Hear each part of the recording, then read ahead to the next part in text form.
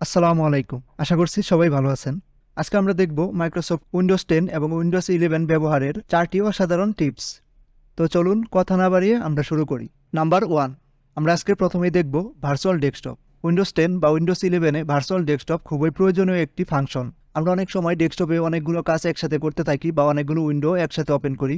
এমন সময় অন্য কেউ বা অন্য কাউকে যদি আমাদের পিসি শেয়ার করতে দিতে হয়, সেক্ষেত্রে আমাদের দেখা যায় সবগুলো টাস্ক বা সবগুলো প্রোগ্রাম আমাদের ক্লোজ করে দিতে হয় এবং পরবর্তীতে তার কাজ শেষ হয়ে গেলে প্রত্যেকটি প্রোগ্রাম আবার আমার নতুন করে ওপেন করতে হয়। এটি খুবই ঝামেলা এবং বিরক্তিকর একটি বিষয়।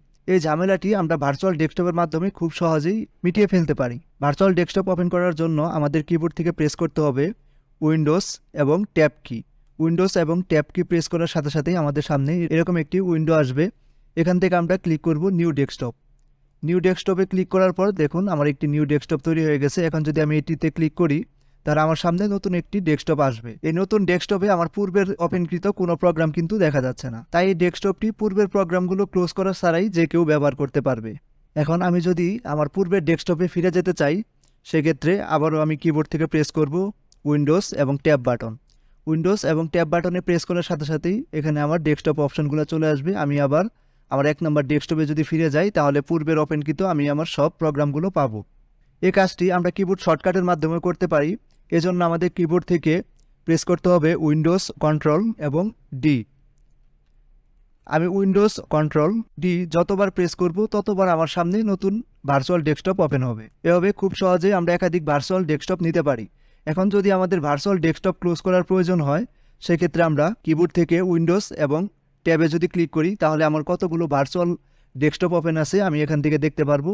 আমি ইচ্ছা করলে এখান থেকে ক্লোজ করে দিতে পারবো, অথবা এই কাজটি আমি কিবোর্ড শর্টকাটের মাধ্যমে করতে পারি। এজন্য আমাকে প্রেস করতে হবে উইন্ডোজ কন্ট্রোল এবং F4। আমি যতবার উইন্ডোজ কন্ট্রোল এবং F4 প্রেস করব, ততবার একটি করে আমার ভার্চুয়াল ডেস্কটপ ক্লোজ হবে। এভাবে খুব সহজেই আমরা ভার্চুয়াল ডেস্কটপ ক্রিয়েট এবং ভার্চুয়াল ডেস্কটপ ক্লোজ করতে পারি। নাম্বার 2, এখন আমরা দেখব উইন্ডোজ 10 বা উইন্ডোজ 11 কিভাবে ক্লিপবোর্ড ব্যবহার করা যায়। ক্লিপবোর্ড এমন একটি ফাংশন যার মাধ্যমে একাধিক টেক্সট আমরা কপি করে রাখতে পারি এবং প্রয়োজনে একাধিক টেক্সট কপির থেকে আমরা যে কোনো একটি ব্যবহার করতে পারি। ফার্স্ট টাইম ব্যবহার করলে ক্লিপবোর্ড এনেবল করার জন্য আমাদের কিবোর্ড থেকে প্রেস করতে হবে উইন্ডোজ ভি। দেখুন আমি পূর্বেই আমার ক্লিপবোর্ড এনেবল আছে, যার কারণে আমার এখানে দেখাচ্ছে ইওর ক্লিপবোর্ড ইজ এমটি। আপনারা যদি পূর্বে ব্যবহার না করে থাকেন, ফার্স্ট টাইম হয়, সেক্ষেত্রে এখানে এনেবল করার অপশন দেখাবে, আপনারা সেক্ষেত্রে এনেবল করে নেবেন। ক্লিপবোর্ড এনেবল হয়ে যাওয়ার পর আমরা দেখুন যে কোনো টেক্সট যদি আমরা কপি করি, দেখুন আমি এখান থেকে এই টেক্সটটি কপি করতেছি, Bangladesh country of south Asia, just এতটুকু আমি কপি করলাম। এখান থেকে আমি ইলেকট্রিসিটি কনজাম্পশন পার ক্যাপিটা কপি করতেছি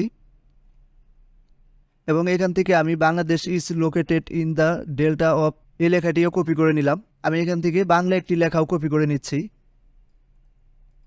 কপি করা শেষ হয়ে গেলে এখন আমি পেস্ট করব। এজন্য আমি মাইক্রোসফট ওয়ার্ডে চলে যাচ্ছি। মাইক্রোসফট ওয়ার্ডে চলে যাওয়ার পর এখন যদি আমি এখানে পেস্ট করি, দেখুন আমার কিন্তু আমি রিসেন্ট যে টেক্সটটি কপি করেছিলাম সেটি পেস্ট হচ্ছে, কিন্তু আমার পূর্বের কপিকৃত টেক্সটগুলো দেখাচ্ছে না।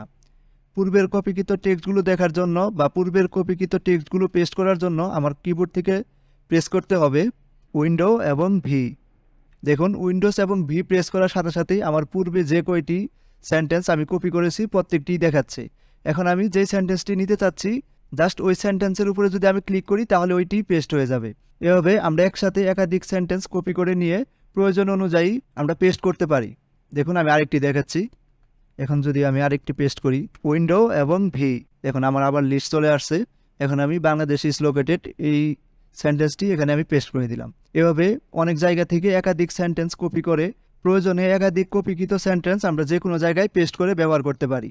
নাম্বার 3, এখন আমরা দেখব কীভাবে আমরা মোবাইলে কোনো কিছু টাইপ করার সময় যেমন আমাদের টেক্সট সাজেশন দেখায় এবং অটো কারেকশন হয়, এই কাজটি আমরা কীভাবে কম্পিউটারে করতে পারি। এজন্য আমি কম্পিউটারের সার্চ বারে চলে যাব। সার্চ বারে আসার পর আমি টাইপ করব TYP। দেখেন TYP টাইপ করার সাথে সাথে আমার টাইপিং সেটিং চলে আসছে। জাস্ট আমি এখন টাইপিং সেটিংয়ে ক্লিক করব। টাইপিং সেটিংয়ে ক্লিক করার পর আমার সামনে এরকম একটি উইন্ডো আসবে। এখান থেকে আমি যাব হার্ডওয়্যার কিবোর্ডে।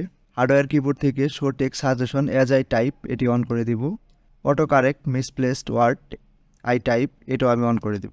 অন করে দেওয়ার পর এটা আমি কেটে দিচ্ছি। কেটে দেওয়ার পর আমি চলে যাব মাইক্রোসফট ওয়ার্ডে।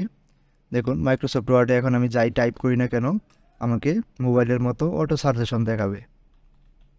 দেখুন দা লেখার সাথে সাথেই আমার উপরে সাজেশন দেখাচ্ছে।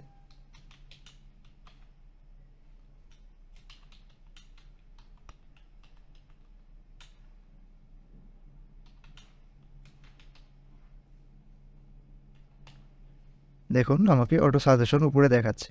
এভাবে খুব সহজে আমরা কম্পিউটারে মোবাইলের মতো অটো সাজেশন চালু করতে পারি। নাম্বার 4, এখন আমরা দেখব কোনো ড্রাইভে বা কোনো ফোল্ডারে কোনো ফাইল ওপেন না করেই সেগুলো আমরা কিভাবে দেখতে পারি। এজন্য যে ফোল্ডার বা যে ড্রাইভের ডাটাগুলো আমরা দেখতে চাই, সেখানে যাওয়ার পর আমাদের কিবোর্ড থেকে প্রেস করতে হবে অল্টার এবং পি। অল্টার এবং পি প্রেস করার সাথে সাথেই আমার ডান পাশে select a file to preview অপশনটি চলে আসবে। এখন আমি যেই ফাইলটি সিলেক্ট করব সেটির প্রিভিউ এই ডান পাশে দেখাবে। দেখুন আমি এখানে জেপিজি ফাইল সিলেক্ট করছি, এখানে প্রিভিউ দেখাচ্ছে। এখন যদি আমি পিডিএফ ফাইল সিলেক্ট করি সেক্ষেত্রে আমার ডান পাশে দেখাবে। এভাবে যে কোনো কিছুই ডান পাশে এখন আমার প্রিভিউ আকারে দেখাবে। এভাবে খুব সহজেই কোনো ফাইল ওপেন না করে আমরা দেখতে পারি। আজকে এ পর্যন্তই। ভিডিওটি ভালো লাগলে লাইক এবং চ্যানেলটি সাবস্ক্রাইব করবেন। ধন্যবাদ সবাইকে। আসসালামু আলাইকুম।